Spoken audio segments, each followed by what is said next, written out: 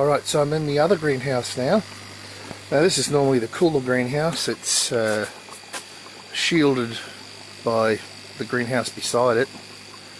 And I decided to put broccoli in here.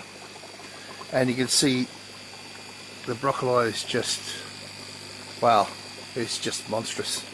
I'm having trouble walking down the aisles, so to speak. So what are they? Oh, they're all bent over and they're really, really gorgeous, but yeah, and I knew this may happen. Okay, looks like they're going to bolt to seed, or some will. It's just too warm. But a lot haven't started to head yet. A lot, but that's the first one to head. I mean, you could eat that now. It's quite small. If I put my hand there, quite small indeed. But you can see that that wants to start to flower shortly. And the problem with that is that being in the greenhouse here, I have no pollinating insects. Now, this is always meant to be an experiment. And you see those little ones coming on there. They look like they might bolt too. If I can get in there. So, you know, I'll keep quite a bit of this seed. And there's no reason why you can't eat the leaves. Especially when they're this pristine. They're gorgeous. Just gorgeous. And the stems, it depends on what. Look, there's a classic example of bolting. That one there. But anyway, as I said, it's an experiment. I won't do this again during the summer. The reason for putting it in the greenhouse was to try to avoid the pests. And of course, there's no need to have any pollinators if you don't want seed or don't need seed. So, you know, we'll see how they go. I doubt very much whether they'll produce a lot of broccoli. So I've learnt my lesson. But certainly, I think if you plant these in March, I mean as small seedlings, I'm sure you'll get a crop right into June in a decent hothouse,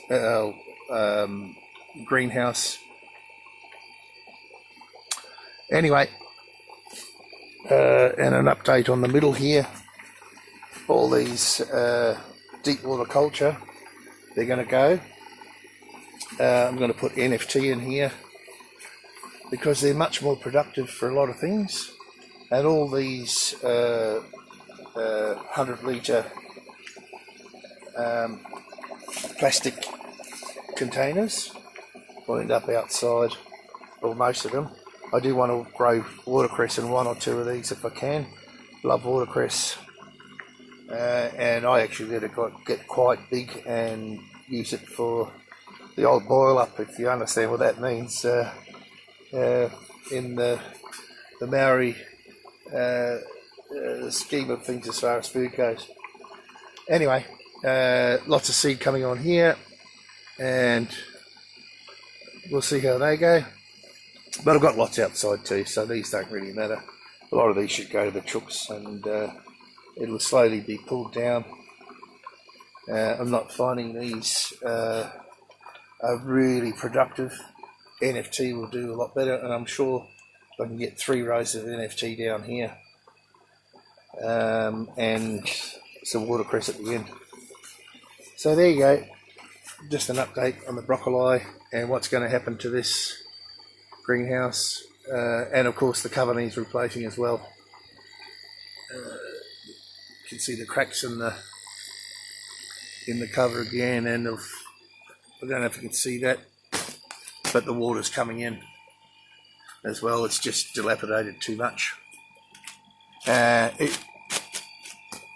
if you didn't know, both of my greenhouses are covered with this 35%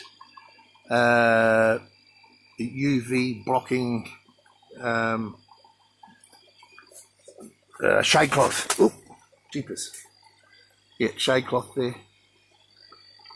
Which is really good, because if you're growing like peas or stuff like that, or like snow peas, etc., it grips onto the shade cloth and you don't have to string them up.